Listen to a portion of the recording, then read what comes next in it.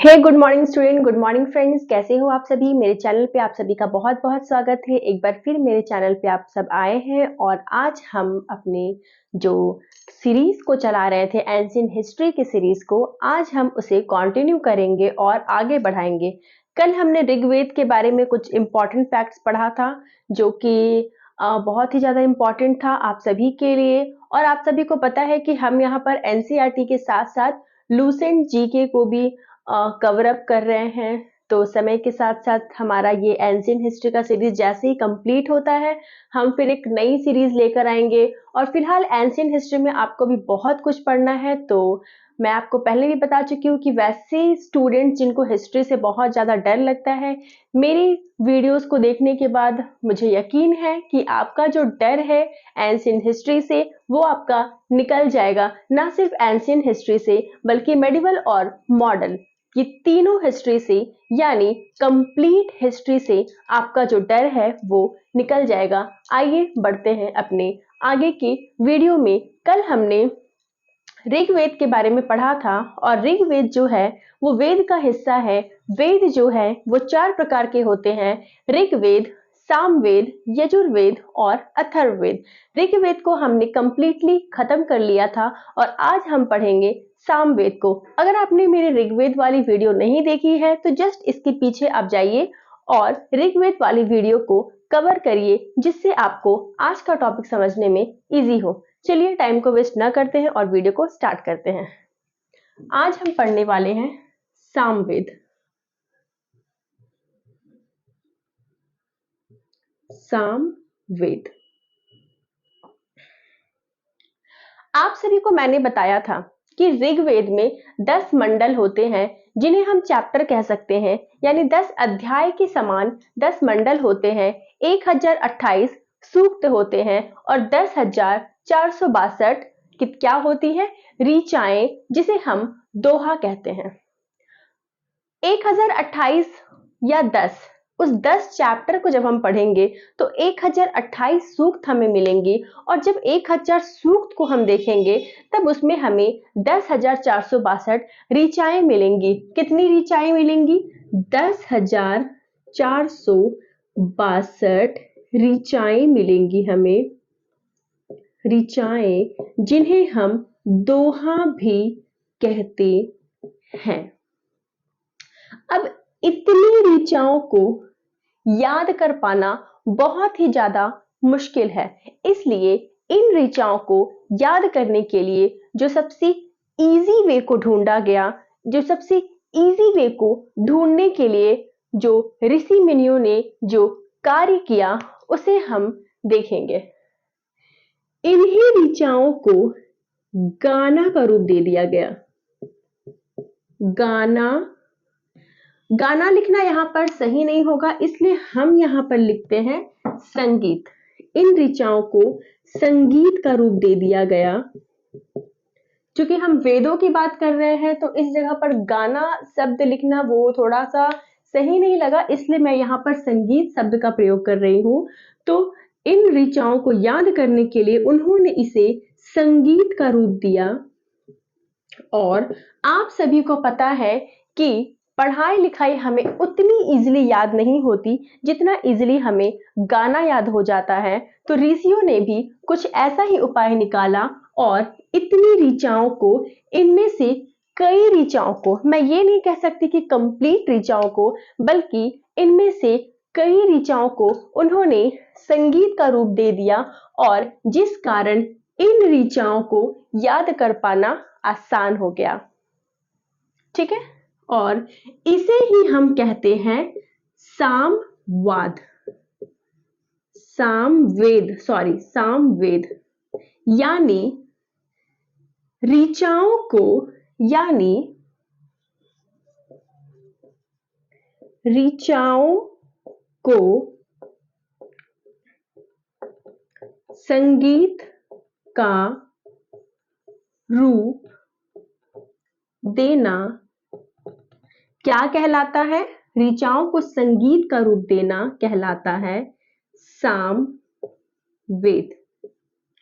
और इसी के साथ हम ये भी जानेंगे कि भारतीय संगीत का जनक भारत में जो संगीत है, भारतीय संगीत का जनक जो है वो सामवेद को कहा जाता है। तो आगे हमारा फैक्ट है कि भारतीय संगीत का जनक किसे कहा जाता है। आज जो हम देखते हैं सा रे गा मा पा धा नी सा, ये जो संगीत है उसका जनक कहा जाता है सामवेद को, कहा जाता है सामवेद को। अब सामवेद जब है तब इन्हें पढ़ने वाले भी कुछ लोग होते होंगे। ये शायद आम लोग नहीं हुआ करते थे, क्योंकि प्राचीन समय में ऋषि मुनि जो थे, लेकिन सभी ऋषि मुनि सामवेद को नहीं पढ़ेंगे, ऐसा मतलब सभी ऋषि मुनि सामवेद को ही पढ़े ये तो जरूरी नहीं है। इसलिए वैसे ऋषि मुनि जो सामवेद को पढ़ते थे, यानी सामवेद को पढ़ने वाले, सामवेद को पढ़ने वाले को हम क्या कहते थे? इन्हें पढ़ने वाले को हम उदगात्री, उदगात्री कहते थे। ठीक है, यानी वैसे ऋषि मुनि, यानी वैसे लोग जो सामवेद को पढ़ते थे उन्हें हम उदगात्री कहते थे। आई होप आपको सामवेद का ये वीडियो समझ आ गया होगा। मैं बहुत ही इजी ढंग से आप सभी को समझाने की कोशिश करती हूँ और मुझे उम्मीद है कि आपको सामवेद बहुत ही अच्छे ढंग से समझ में आ गया होगा। तो सामवेद के बाद हम पढ़ने जा रहे हैं यजुर्वेद को, और आप हमारे साथ बने रहें। सामवेद हमारा कंप्लीट हो गया, आप चाहे तो एक स्क्रीनशॉट भी ले सकते हैं। चलिए अब हम स्टार्ट करते हैं यजुर्वेद को। मुझे यकीन है कि आपको मेरे साथ एंशिएंट हिस्ट्री कंप्लीट करने में मजा आ रहा होगा। हम हिस्ट्री को लिंक करके पढ़ेंगे जिससे आपको हिस्ट्री को समझने में बहुत ही ज्यादा इजी हो। अब हम स्टार्ट करेंगे यजुर्वेद को। मैंने सोचा था कि एक एक टॉपिक अलग अलग कवर कराऊंगी, बट ये थोड़े छोटे छोटे टॉपिक है, इसलिए मैं इन्हें एक ही वीडियो में कंप्लीट करा दूंगी। यजुर्वेद क्या है? यजुर्वेद में हम देखेंगे। अच्छा, एक और बात, जब मैंने ऋग्वेद पढ़ाया था तब मैंने आप सभी को बताया था कि ऋग्वेद और सामवेद के बीच में एक ग्रंथ लिखा गया था, शतपथ ब्राह्मण, और इसे बाद में यजुर्वेद में शामिल कर दिया गया था। अगर आपको भूल गए हो आप, तो मैं आपको फिर से याद दिला देती हूँ। चलिए आगे बढ़ते हैं। यजुर्वेद सॉरी, थोड़ा गला खराब है। चलिए प्राचीन समय में ऋषि मुनि जो थे वो यज्ञ करते थे। ठीक है, तो यज्ञ से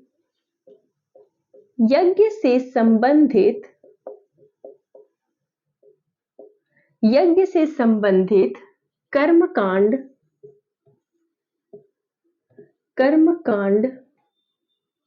या नियमों का वर्णन कहां पर मिलता है? यज्ञ से संबंधित जो भी कर्मकांड होते हैं, किस प्रकार हम यज्ञ करेंगे, उसका नियम क्या होगा, कानून क्या होगा, ऋषि मुनि बहुत ही एक बहुत ही नियम से उसे फॉलो करते थे, और इन सभी का नियमों का वर्णन हमें कहां देखने को मिलेगा? तो हमें इन सभी का वर्णन यजुर्वेद में देखने को मिलेगा। यजुर्वेद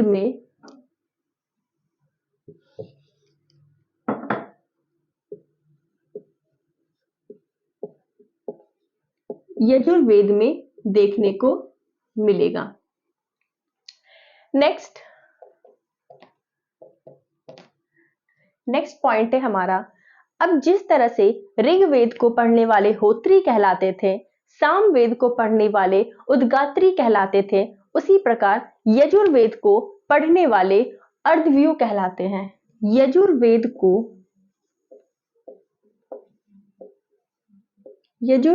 को पढ़ने वाले क्या कहलाते थे?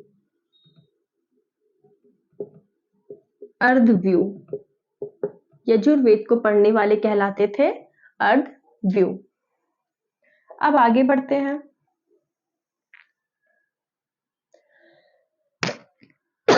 जस्ट वेट, मैं थोड़ा पानी पी के आ रही हूँ।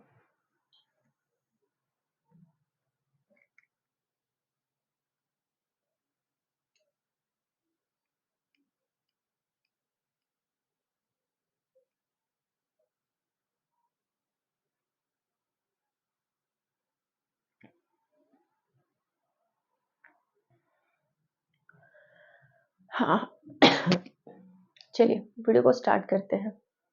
यहाँ तक आई होप आप सभी को क्लियर हो गया होगा।